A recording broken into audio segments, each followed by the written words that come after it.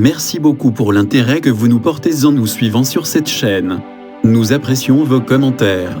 Si c'est la première fois que vous nous regardez, n'oubliez pas de vous abonner afin d'être averti de la sortie d'une nouvelle vidéo. Le sujet de cette semaine est la défaite des Assyriens.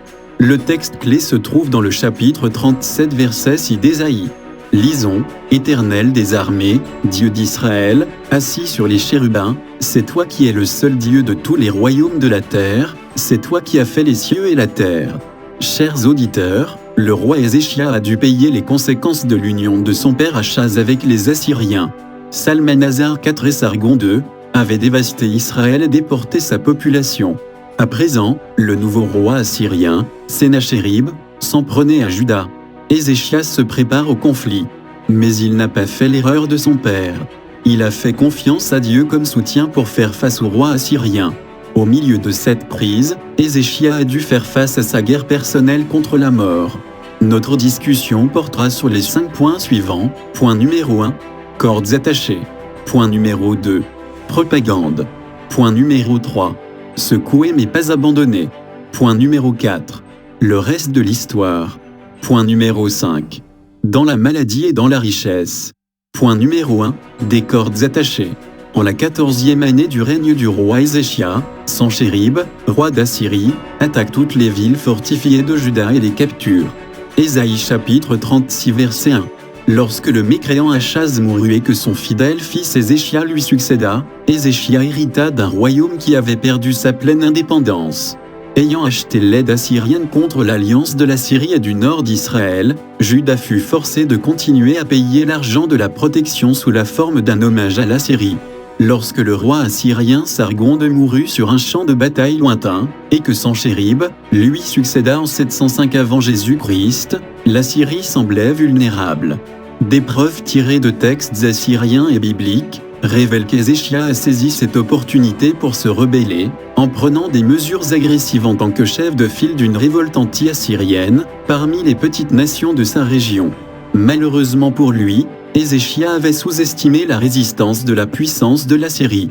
En 701 est venu Jésus-Christ, alors que Sennachérib avait soumis d'autres parties de son empire, il s'en prit à la Syrie et à la Palestine avec une force dévastatrice et ravagea Juda. Quand Ézéchias vit que Sennachérib avait l'intention de prendre Jérusalem, la capitale, il fit de nombreux préparatifs en vue d'un affrontement avec la Syrie. Il renforce ses fortifications, équipe et organise son armée, et augmente la sécurité de Jérusalem en l'approvisionnement d'eau.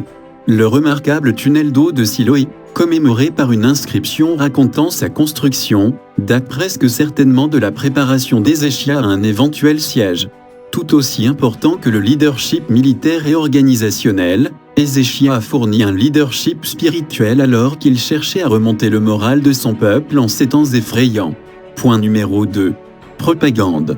Dans le chapitre 36, versets 2 à 20 d'Ésaïe, nous voyons que les dirigeants de la Syrie n'étaient pas seulement brutaux, mais qu'ils étaient aussi intelligents. Leur but était la richesse et le pouvoir, pas seulement la destruction. Pourquoi utiliser des ressources pour prendre une ville par la force si vous pouvez persuader ses habitants de se rendre? Ainsi, alors qu'il était engagé dans le siège de Lachish, Sennachérib envoya Rabshakeh, une sorte d'officier supérieur, pour prendre Jérusalem par la propagande. Rabshakeh a présenté de puissants arguments. Vous ne pouvez pas faire confiance à l'Égypte pour vous aider car elle est faible et peu fiable. Vous ne pouvez pas compter sur le Seigneur pour vous aider parce qu'Ézéchias l'a offensé en supprimant ses hauts lieux et ses autels dans tout Juda, en disant au peuple d'adorer sur un seul autel à Jérusalem. En fait, le Seigneur est du côté de la Syrie et a dit à Sennachérib de détruire Juda. Vous n'avez même pas assez d'hommes entraînés pour manipuler 2000 chevaux. Pour éviter un siège dans lequel vous n'avez rien à manger et à boire, abandonnez maintenant et vous serez bien traités. Ézéchias ne peut pas vous sauver, et comme les dieux de tous les autres pays conquis par la Syrie ne les ont pas sauvés, vous pouvez être sûr que votre Dieu ne vous sauvera pas non plus. Point numéro 3. Secouer mais pas abandonner. Secoué au plus profond de lui-même et en deuil, Ézéchias se tourne vers Dieu, cherchant humblement l'intercession d'Ésaïe, le prophète même dont son père avait ignoré les conseils. Dit à Ézéchias, roi de Juda, ne laissez pas le Dieu dont vous dépendez vous tromper en disant « Jérusalem ne sera pas livrée aux mains du roi d'Assyrie ». Ésaïe chapitre 37 verset 10. Ici, le message était bref, mais il suffisait. Dieu était du côté de son peuple. Ésaïe a prédit que Senchérib entendrait une rumeur, qui le distrairait de son attaque sur Juda. Cette prédiction s'est immédiatement réalisée. Temporairement frustré, mais n'abandonnant pas longtemps, Senchérib envoya à Ézéchia un message menaçant « Ne laisse pas ton Dieu, sur lequel tu comptes, te tromper en promettant que Jérusalem ne sera pas livrée entre les mains du roi d'Assyrie. Les dieux des nations les ont-ils délivrés ?» Ézéchia a reçu la lettre de la main des messagers et l'a lue, puis Ézéchia est monté à la maison de l'Éternel et l'a diffusée devant l'Éternel. Et Ézéchia pria le Seigneur en disant « Seigneur des armées, Dieu d'Israël, qui est sur le trône au-dessus des chérubins, tu es Dieu, toi seul, de tous les royaumes de la terre, tu as fait le ciel et la terre. » de Rois chapitre 19 versets 14 à 34. Senchérib avait attaqué avec précision la plus forte défense d'Ézéchia, la foi en son Dieu.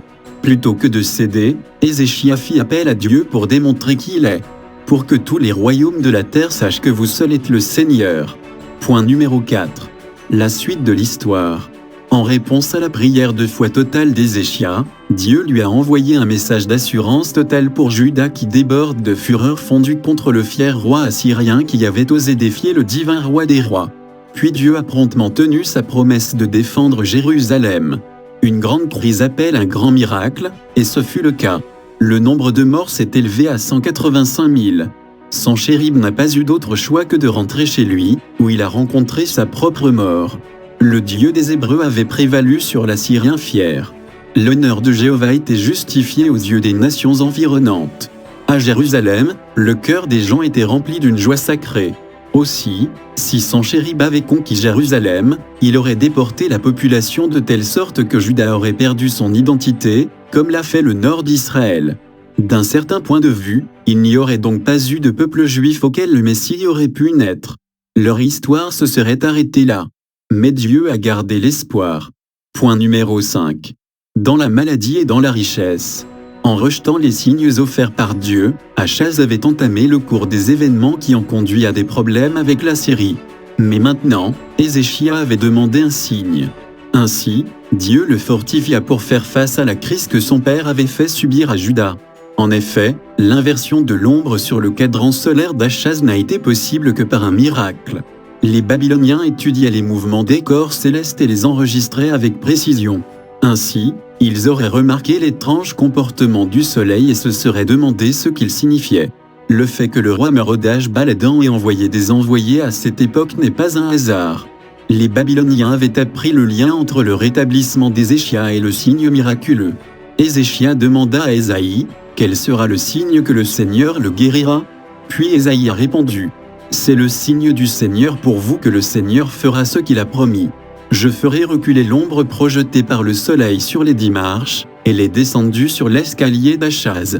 Ainsi, la lumière du soleil est revenue sur les 10 marches qu'elle avait descendues. Nous savons maintenant pourquoi Dieu a choisi ce signe particulier.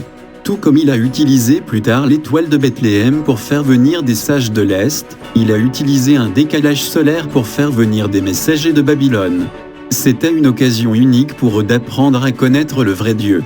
Merodach Baladan a passé toute sa carrière à essayer de gagner une indépendance durable de l'Assyrie. Il avait besoin d'alliés puissants, ce qui explique sa motivation pour contacter Ézéchia. Si le soleil lui-même se déplaçait à la demande d'Ézéchia, que pourrait-il faire à la Syrie? En réponse au cri d'un roi fidèle, Dieu a sauvé son peuple et montré qu'il est le roi d'Israël omnipotent qui contrôle le destin de la terre. Non seulement il détruit ceux qui tentent de détruire son peuple, mais il offre également des opportunités à d'autres, quel que soit le nombre de Babyloniens, de devenir son peuple. Merci beaucoup de votre écoute. La semaine prochaine, la leçon sera « Confortez mon peuple ». Veuillez vous inscrire et partager cette leçon avec vos amis. Que Dieu vous bénisse.